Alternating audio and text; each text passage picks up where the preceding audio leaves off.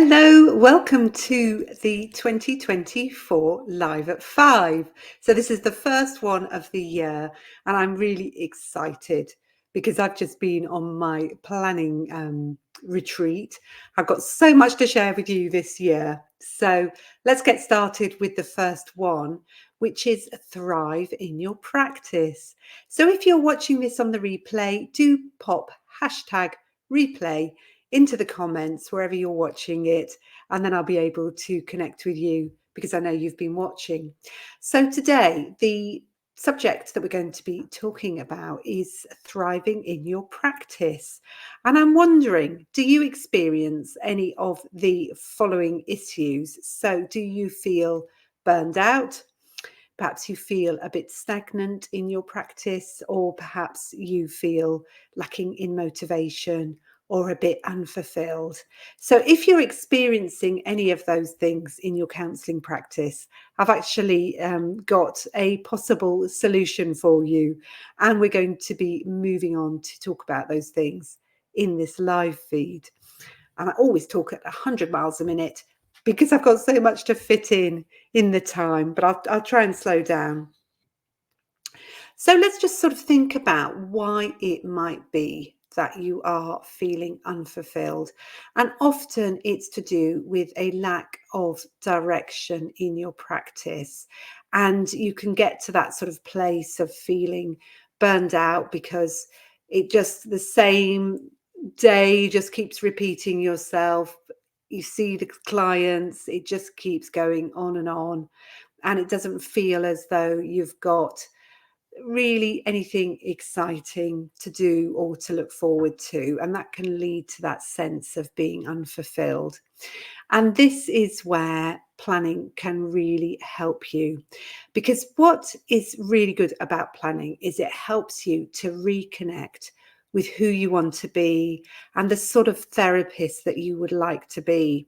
And when you've got those keys, you can unlock the doors to things like a sense of direction, knowing what sort of CPD you'd like to do.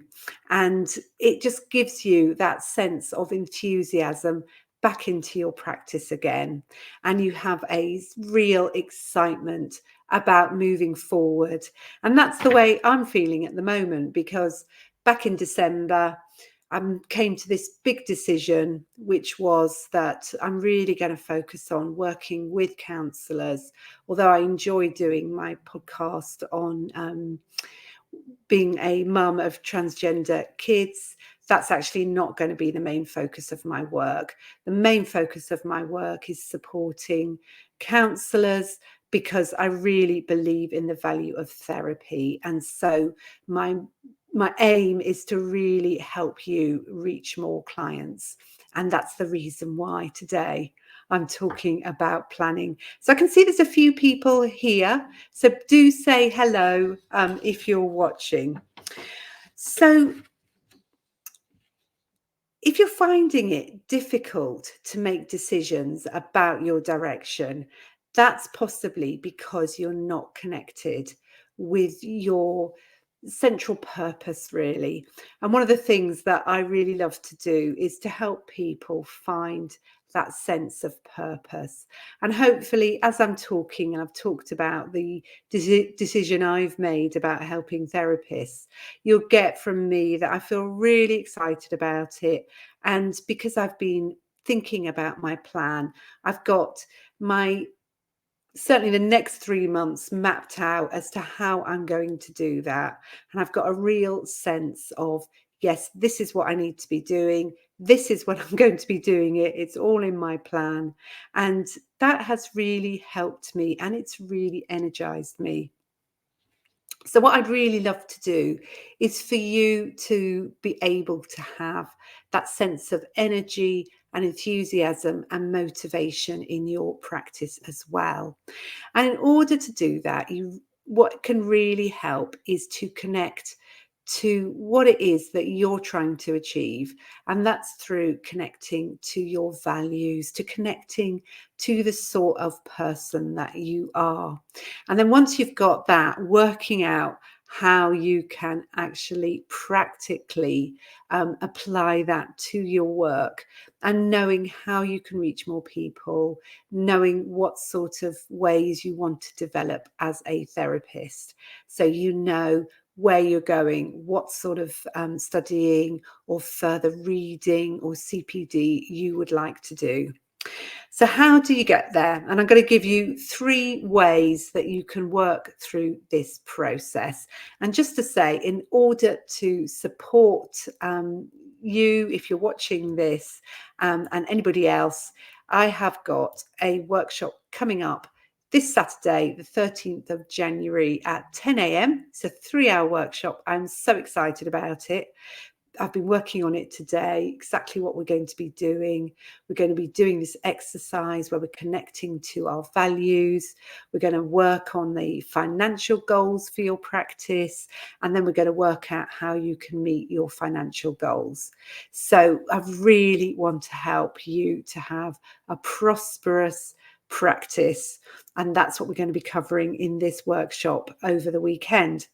So if that isn't something for you, if you haven't got time to come for it, or perhaps you are busy doing something else, here's just 3 key ways that you can actually revive your motivation and your enthusiasm.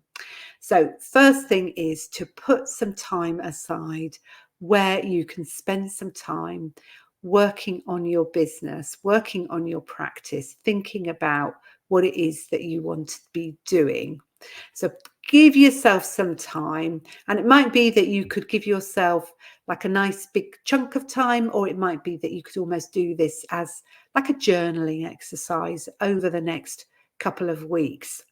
So the first thing you want to do is spend some time reflecting on your past year. So look back over 2023 and think about the things that you've achieved and maybe the lessons you've learned where things perhaps have been a bit more challenging. What does that teach you, and what does that tell you about your values? You want to really sort of identify the core values that guide you. Think about the clients that you've worked with, the ones where it's just been really exciting and energizing and you've really enjoyed working with them, because that will give you a pointer as to the ways that you'd like to develop. And you're gaining clarity on your personal and your professional values, your strengths and your areas for growth. So that's what that sort of self-reflection section is all about. And as I say, you don't need to do this all at once. It could just be something that you do as a little sort of journaling exercise over the next week.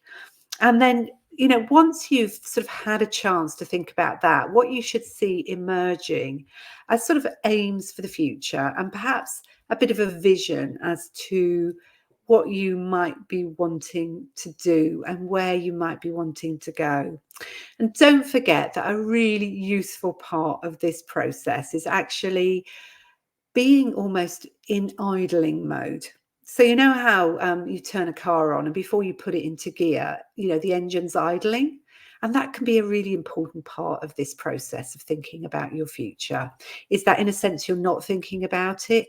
It's just ticking away in the background. You could be doing the washing up, you could be in the shower, you could be going out for a walk, you could be driving somewhere. And suddenly you'll think to yourself, well, actually, I'd quite like to do that.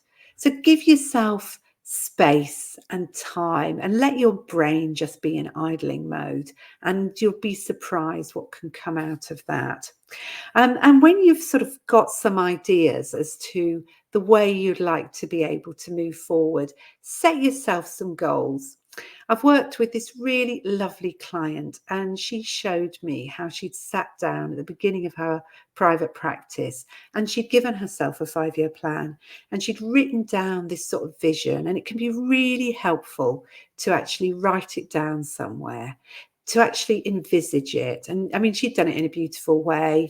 I'm not creative like that, but you could use different color pens, you could do little pictures, you could make it look really good if that's the way you're inclined, or you could just do bullet points, which is what I tend to do.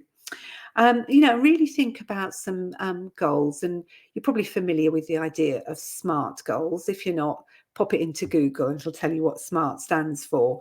So just sort of really try and define what it is that you want to do. And some people will actually use a word, so they'll sort of encapsulate a word that will help them move forward for the year. So for me, I've got sort of several words, but consolidation is one of them, and ease is another one of them.